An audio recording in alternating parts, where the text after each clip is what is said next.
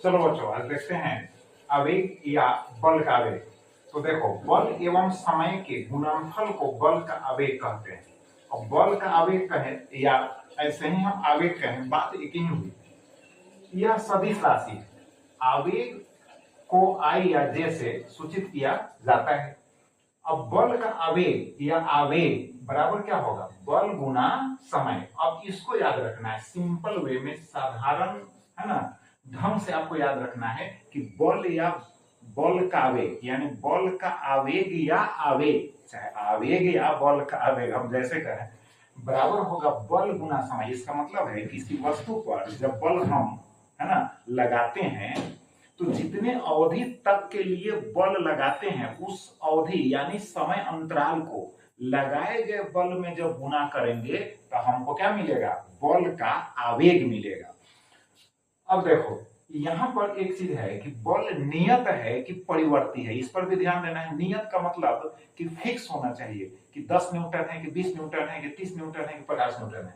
कभी कभी होगा कि बल का परिमाण परिवर्ती होगा यानी बढ़ेगा या घटेगा। तो देखो नियत बल के लिए आवेग जो होगा, वेक्टर आई लिख दिए हैं, सदिश के रूप में लिखे हैं। तो वेक्टर आई बराबर वेक्टर एफ इंटू क्या होगा, टी होगा। टी का मतलब टाइम होगा, टाइम तो अदिश राशि है। अब देखो तो ये हो गया नियत बल के लिए सूत्र हो गया। सिर्फ लिखना है बल गुना समय, बल और समय का जो गुणनफल होगा वही आवेग या बल का आवेग कहलाएगा। अब परिवर्ती बल के लिए देखो, परिवर्ती बल का मतलब समझाएंगे है। तो वेक्टर जो आई होगा बराबर होगा, ये है इंटीग्रेशन का चिन्ह है, तो इंटीग्रेशन ऑफ किसका होगा, डी। अब वेक्टर आई है। अब देखो यह स्मॉल अमाउंट में जो है ना आवेग है। अब उसको हम बड़ा करेंगे तो टोटल जो है यानी कुल आवेग यहाँ पर प्राप्त होगा। तो फिर इसका सूत्र जो है एफ गुना डी टी, यानी अल्प समय क्या होगा डी टी, एफ क्या है बल है। तो ये सदिश राशि इसलिए तीर का चिन्ह दिए हैं, वेक्टर रूप में लिखे हैं। तो वेक्टर एफ आई इंटू हो जाएगा डी टी, इसका इंटीग्रेशन करेंगे तो टोटल जो आवेग है यानी कुल जो आवेग है बल का, समझ गए, उसका मान हमको निकल जाएगा। लेकिन एक यहाँ देखो T1 ऊपर लिखा हुआ है T2, इंटीग्रेशन के चिन्ह जो है कि नीचे T1 ऊपर T2, इसका मतलब है कि ये T1 जो है लोअर लिमिट है, निम्न सीमा, और ऊपर में T2 है यानी उच्चतम यानी सीमा है। मतलब इन्हीं दोनों सीमाओं के अंदर जो है समाकलन किया जाएगा, यानी निश्चित समाकलन हुआ। समाकलन का मतलब पहले भी समझे हैं, छोटी अगर राशि है उसको बड़ी राशि में परिवर्तित करना है तो उसके लिए हम समाकलन का उपयोग है ना करते हैं। अब देखो ग्राफीय विधि से भी हम सॉल्व कर सकते हैं समस्या का, है ना हल कर सकते हैं। कैसे, देखो नंबर 1 नियत बल के लिए। अब नियत बल के लिए आवेग आई बराबर होगा एफ गुना T2 माइनस T1। तो कैसे, देखो अब यहाँ पर ग्राफ दिया हुआ है ए बी। अब ए बी जो ग्राफ है, ए बी मेन ग्राफ कौन है, ए बी। अब ए को हम टाइम वाला यानी समय वाला अक्ष मिला दिए, फिर बी को हम समय वाला अक्ष मिला दिए, यानी जो ए बी ग्राफ है, जो आलेख है, वह समय अक्ष के समानांतर है, ठीक। और वाई अक्ष पर क्या है, बल को रखा गया है। अब इसको जब ज्वाइन कर दिए थे एक आयत बन गया, बात समझ गए। तो आवेग बराबर होगा बल गुना समय। तो समय यहाँ मूल बिंदु से यहाँ तक का समय T2, मूल बिंदु से यहाँ तक का समय T1। तो T2 में से T1 को घटा दिए तो बीच वाला जो है समय अंतराल निकल गया। अब देखो, अब ऐसे आयत का क्षेत्रफल लंबाई गुना चौड़ाई। तो अगर हम इसको लंबाई लेते हैं तो ये हो गया आपका F, है ना, इसका मान हम बल वाला अक्ष पर देखेंगे F, ये हो गया आपका T2 माइनस T1। तो बल गुना समय अंतराल यानी समय हो गया आवेग की नहीं।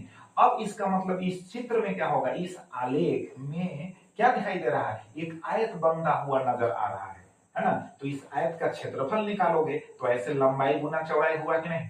तो लंबाई गुना चौड़ाई, यहाँ बल गुना समय लिखा हुआ है, तो हम डायरेक्ट हम लिख सकते हैं कि इसका क्षेत्रफल अगर हम निकाल ले तो आवेग हमको मिल जाएगा कि नहीं। अब देखो वही लिखे, अब परिवर्ती बल के लिए क्या होगा, इस तरह का आलेख मिलेगा। अगर परिवर्ती बल का मतलब एक प्रारूप हम बताए हैं कि अगर इस तरह का मिलेगा यानी बल का परिमाण जो है समय के साथ बढ़ेगा फिर घटेगा, तो फिर यहाँ पर इसका भी तो क्षेत्रफल हमको निकालना होगा।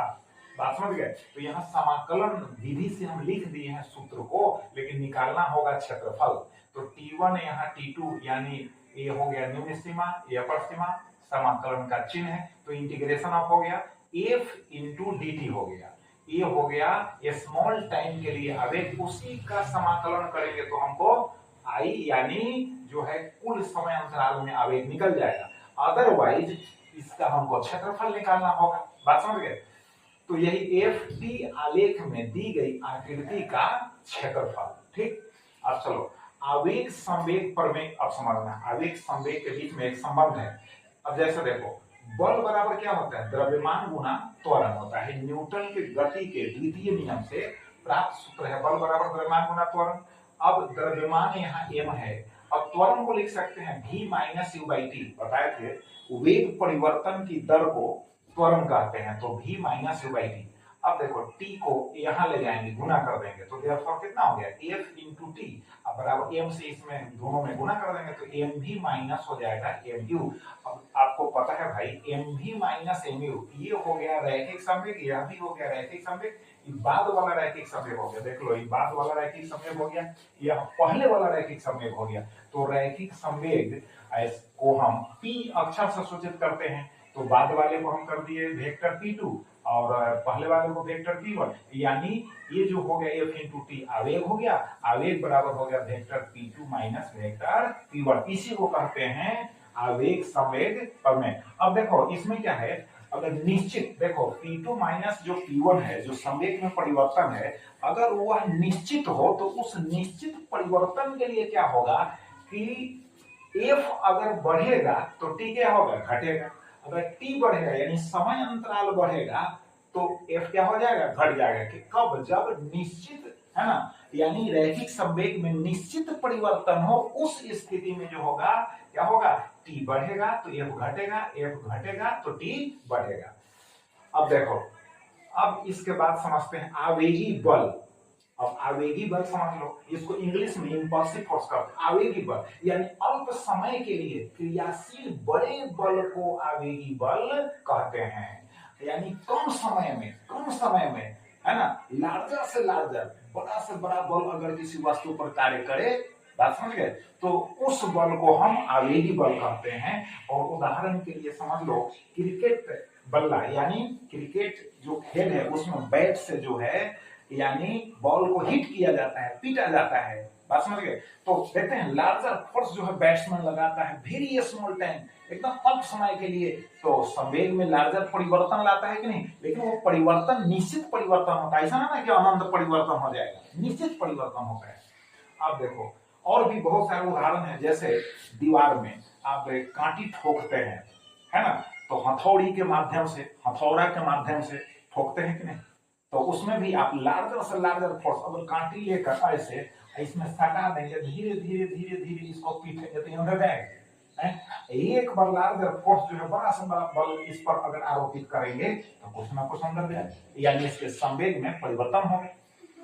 बहुत सारा उदाहरण है दैनिक जीवन में। अब देखो आवेग का बीमा समझ लो, तो बल का बीमा गुना हो गया समय का बीमा, तो बल का बीमा mlt इनवर्स 2 हो गया और यहाँ टाइम का t हो गया। अब यहाँ t यहाँ -2 है पावर, यहाँ 1 है तो -1 हो जाएगा, mlt इनवर्स हो गया। ऐसा ही मात्रा क्या होगा, न्यूटन सेकंड होगा। तो आप आवेग या बल का आवेग और फिर आवेग संवेग प्रमेय तथा आवेगी बल को अच्छी तरह से आसानी से समझ गए। और आप अभ्यास करें यानी प्रैक्टिस करें। फिर हम नेक्स्ट वीडियो में अगले टॉपिक के साथ मिलेंगे। बहुत बहुत धन्यवाद।